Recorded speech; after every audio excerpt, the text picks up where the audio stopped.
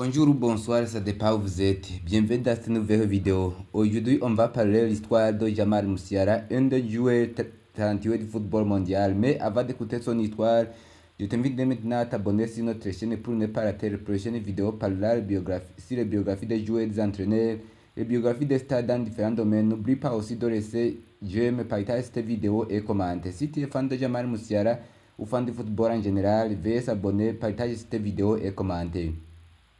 Jamal Musiala est l'un des meilleurs jeunes joueurs actuellement. Malgré son jeune âge, il a déjà montré ses qualités. Alors, qui est Jamal Musiala? Voici toute son histoire. Jamal Musiala est né le 26 février 2003 à Stuttgart, en Allemagne.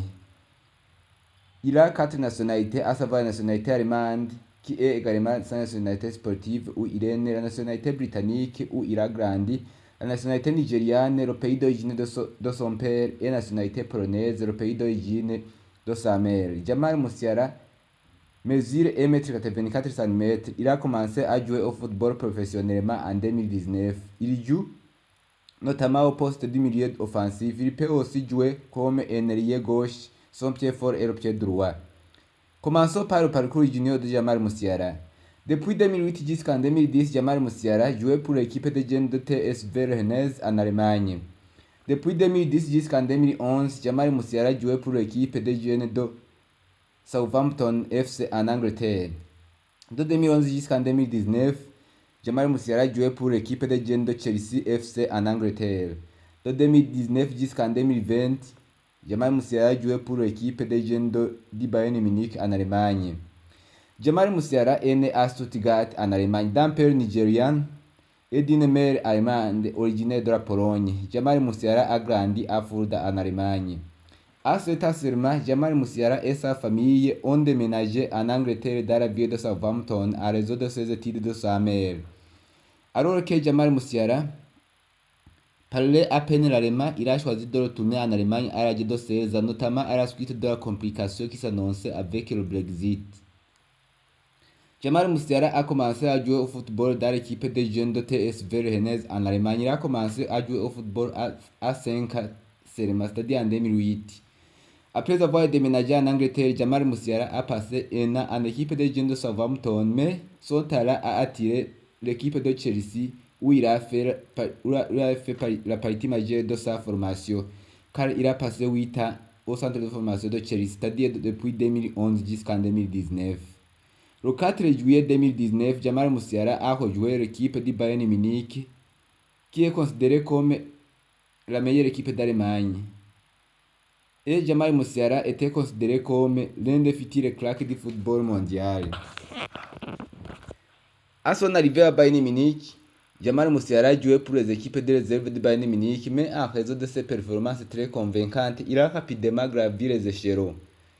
Jamal Musiala a été convoqué pour la première fois dans le groupe professionnel du Bayern Munich le 13 juillet 2020. C'était dans le match du Bayern Munich contre le Borussia Mönchengladbach en Bundesliga, champion de la première division en Allemagne. Mais à ce jour, Jamal Musiala n'a pas pu jouer.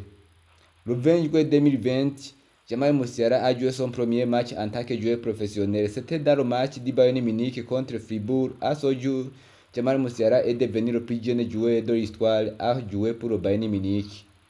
En août 2020, Jamal Musiala a remporté la Ligue des Champions, la meilleure compétition européenne. Il a remporté la Ligue des Champions sans jouer la moindre minute. Il était sur le fait du match.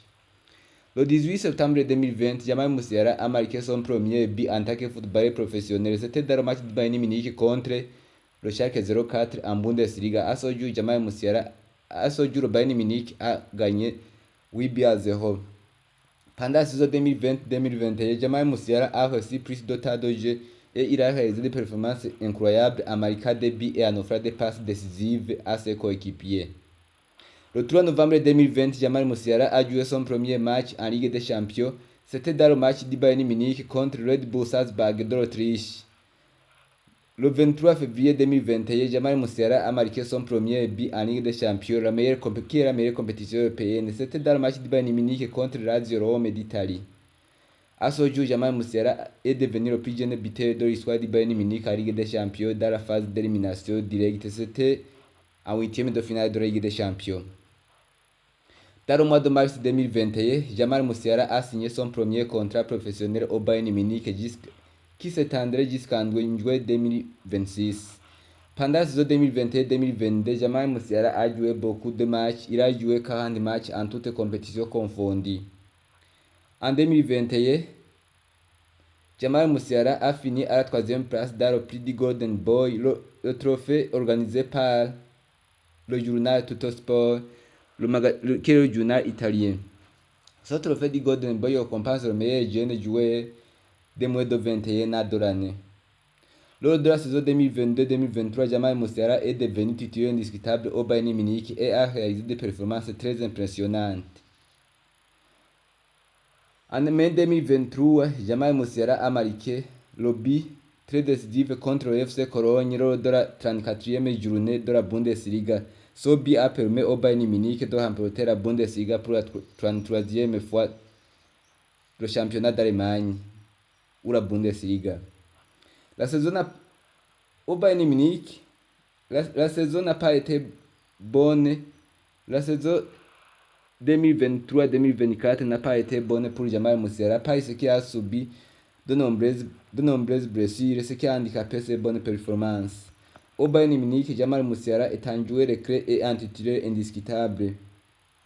Le contrat de Jamal Musiala prendra fin en juillet 2026, mais le Bayern Munich cherche toujours à prolonger le contrat de Jamal Musiala. S'il ne prolonge pas le contrat de Jamal Musiala, il pourrait partir dans des clubs qui le convoitent comme Manchester City, l'une des meilleures équipes en Angleterre, Real Madrid, l'une des meilleures équipes en Espagne, et le FC Barcelone, l'une des meilleures équipes en Espagne. Jamal Musiala a déclaré qu'il rêvait jouer pour le FC Barcelone.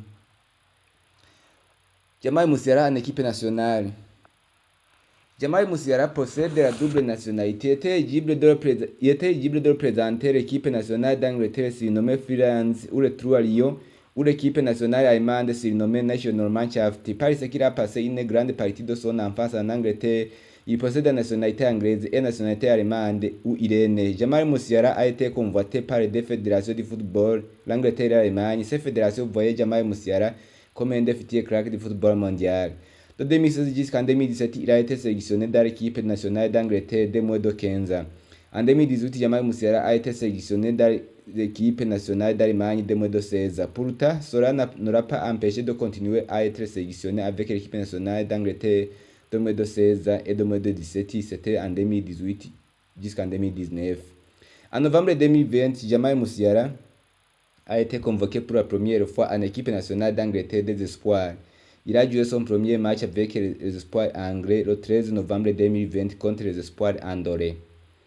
Dans les jours suivants, la lutte entre les deux fédérations, la fédération allemande et la fédération anglaise, faisait rage pour Jamal Musiala. Dans cet temps, Jamal Musiala jouait pour l'équipe de réserve du Bayern Munich.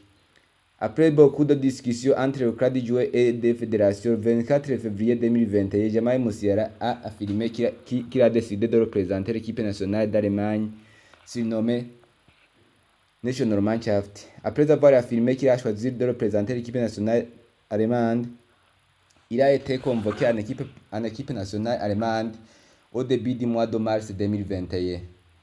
Le 25 mars 2021, Jamal Musiala a joué son premier match avec l'équipe nationale allemande. C'était dans le match de l'Allemagne contre l'Islande, lors des matchs éliminatoires de la Coupe du Monde 2022 disputés au Qatar.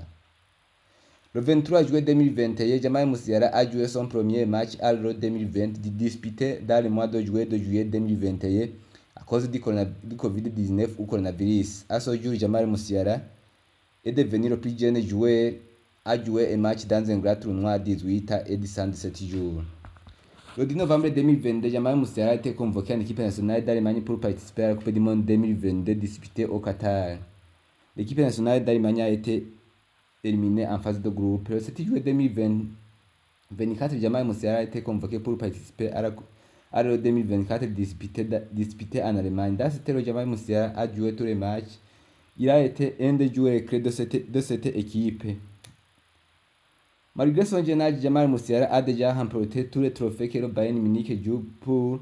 Il s'agit de la Bundesliga, la Ligue des Champions, la Super Coupe de l'UEFA, la Super Coupe d'Allemagne, la Coupe d'Allemagne, à 21 ans, il a déjà remporté 10 trophées avec le Bayern Munich. En tant que fan de football, quelle est la place qui donne-t-il à Jamal Musiala? Avant de partir, tu mets maintenant ta bonne si cette chaîne pour ne pas rater les prochaines vidéos par la biographie des joueurs. Laisse j'aime, partage cette vidéo et commenter. Merci.